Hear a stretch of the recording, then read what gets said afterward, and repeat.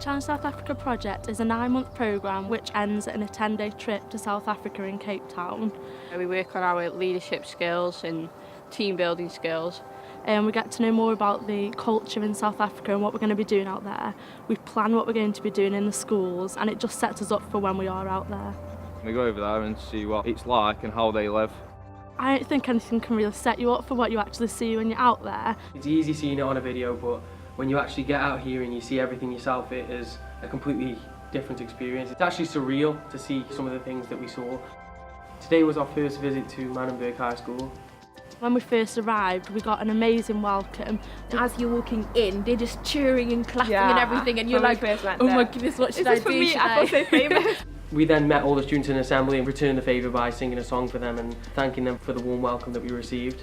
We had the opportunity to gain an insight into what life is actually like in South Africa for students. We also went into the schools and did coaching. Some people did basketball, some people did football. All the equipment was fundraised by us. And they enjoyed that so much. It was like everyone took part. And we also did arts and crafts.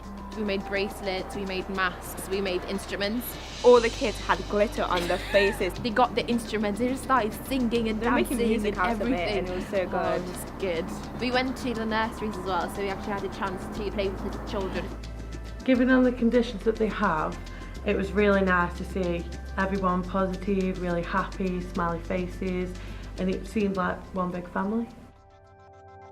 As part of our visit, we had a tour around Robben Island, the prison, and Nelson Mandela cell itself. Being the year that Nelson Mandela passed away, it made it more significant as it made us more aware of what Nelson Mandela actually went through. We spent an afternoon in the Apartheid Museum and we had a speech from a man who was actually involved in the apartheid. He had his house knocked down and he went through the splitting of the whites and blacks and the colours.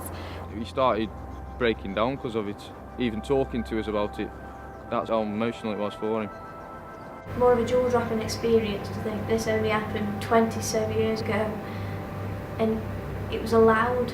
We went into the shanty towns and we had a look around the homes.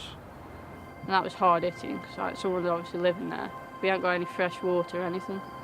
There was a little lad, everyone was crying because like, how he was. He came up to us and he had no shoes on and he was eating the sand, and that broke my heart a bit because he was just so happy. Everyone was just so happy, but they had nothing.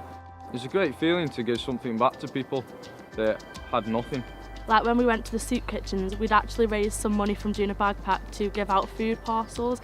We didn't just go there, hand out the food, we actually participated in everything that went on. They were so thankful for just this bit of food that we were giving them, what would last them months, but in our house it probably wouldn't even last us a week. That was the first time I've ever been like really grateful of everything. There's like a whole week where I did not waste one grain of food because I've seen people back in South Africa that don't have what I have, and here I am putting it in a bin. Oh, the people were amazing. Probably the happiest people you'll ever meet. Every single person you met was like happy to see you. Even when we went to the shanty towns and they didn't have that much, all of them were smiling and like talking to us and just wanting to get to know us. I've changed so much since the trip. If you go home, you don't want to waste food, you're more grateful for the people around you, for your education. It makes you more determined to want to do something with your life because people out there haven't got much of a future.